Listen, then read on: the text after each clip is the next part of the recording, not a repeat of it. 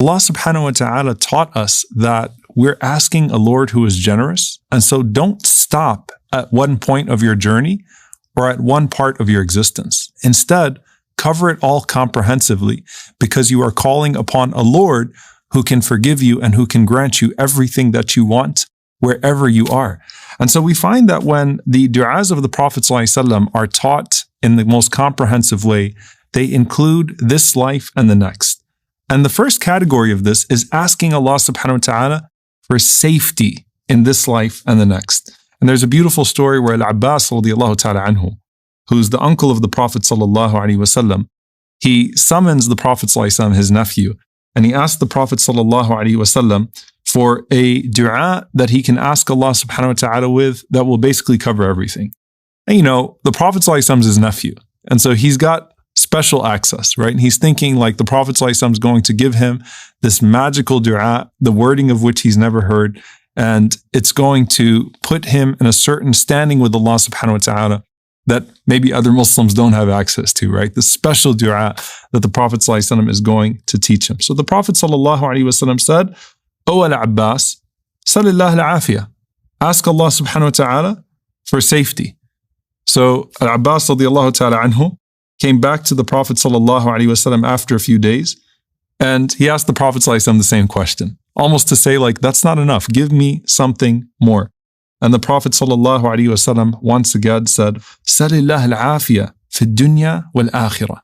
Ask Allah subhanahu wa ta'ala for safety in this life and the next. If Allah grants you safety in this life and the next, then you are protected. That's all that you need. And no one is granted safety in the next life except that necessitates that they are from the people of Jannah as well. So, O uncle of the Prophet ﷺ, and by extension, O ummah of the Prophet ﷺ, ask Allah for safety in this life and the next. And there are so many different stories of where the Prophet ﷺ is teaching different members of the ummah that this dua, that this approach to dua is really that comprehensive. It really does cover all of your bases. Anas ibn Malik radiallahu ta'ala anhu, he said that there was a man who made a dua in the presence of the Prophet ﷺ.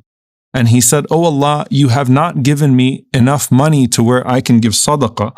So give me anxiety, give me trials and tribulations so that I can earn the reward of those trials and tribulations. Now keep in mind here, by the way, this is a flawed approach to Allah subhanahu wa ta'ala, period, right? The dua represents something about how you view your Lord. Like, I don't have money to give, so test me. Like, take something from me. And that's as if to say that Allah subhanahu wa ta'ala can't give you without putting you through severe trial and tribulation. That's not the way Allah subhanahu wa ta'ala wants us to approach Him. And in one narration, this is a man who's so sick that Anas radiallahu anhu says that when we went to visit him, he looked like a bird whose feathers had been plucked, like he's about to die. And as the Prophet ﷺ approaches him, he says to him, ask Allah subhanahu wa ta'ala for health. And the young man responds, and he says, Allahumma ma anta mu'adhibi bihi fil akhirah, fa'ajjilhu fid dunya. O Allah, whatever you intend to punish me with in the hereafter, hasten it for me in this life. And the Prophet ﷺ says, Subhanallah, la tastati'uhu, aw la tutiquhu. You wouldn't be able to handle it. What kind of a dua is that? That what you intend to punish me with in the hereafter, punish me with it here. And it might be well-intentioned, but it's a flawed approach to Allah subhanahu wa ta'ala. The Prophet ﷺ said, instead say, Allahumma atina fid dunya hasanah, wa fil akhirati hasanah, wa qina adhab an-Nar. Oh Allah, give us the best of this life and the best of the hereafter, and protect us from the fire. And Anas radiallahu anhu says, on top of that, the Prophet ﷺ made dua for his health, and the man's health was restored. And he learned this dua from the Prophet ﷺ that didn't just give him a new dua, but gave him a proper approach to Allah subhanahu wa ta'ala as a whole. Tariq ibn Ashyam radiallahu ta'ala anhu, he says that we used to go and visit the Prophet ﷺ, and on one occasion, a man and a woman came to the Prophet ﷺ and said, Ya Rasulullah, what should we say when we pray? And the Prophet ﷺ said, say, Allahumma ghfirli warhamni wahdini warzuqni. O Allah, forgive me, have mercy on me, guide me, and provide for me. Very simple. Anas ibn Malik radiallahu ta'ala anhu who was with the Prophet ﷺ when they went to visit that man, as he is now an old man, and a group comes from Iraq. They come to see Anas radiallahu ta'ala anhu, and they ask Anas radiallahu ta'ala anhu for a dua, and Anas radiallahu ta'ala anhu teaches them, Allahumma ighfir lana warhamna wa atina fid dunya hasanah wa fil akhirati hasanah wa qina adhab an-Nar. O Allah, forgive us and have mercy on us, and give us the best of this life and the best of the hereafter, and protect us from the punishment of the fire. The narration says that this group of people from Iraq, like they're meeting Anas ibn Malik radiallahu anhu, they asked him for more. Like, that's a great dua, but that's something that any average Muslim can learn. And Anas radiallahu ta'ala anhu said, listen, if you get this, then it would cover everything that you want to ask Allah subhanahu wa ta'ala for. So it's not always about the increase of words.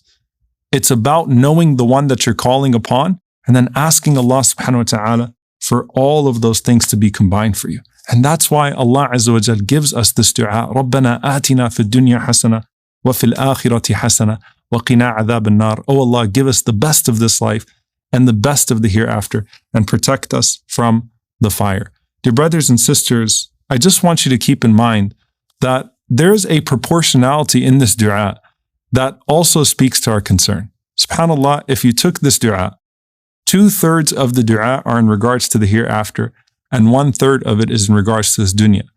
And the way that you make dua, the concern that you have in dua, actually says a lot about your priorities.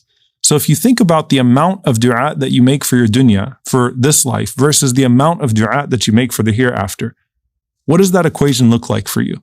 And if you find that it's skewed, then don't stop making dua. Instead, increase the dua that you make for the hereafter, and try to do the things that connect you to the hereafter more.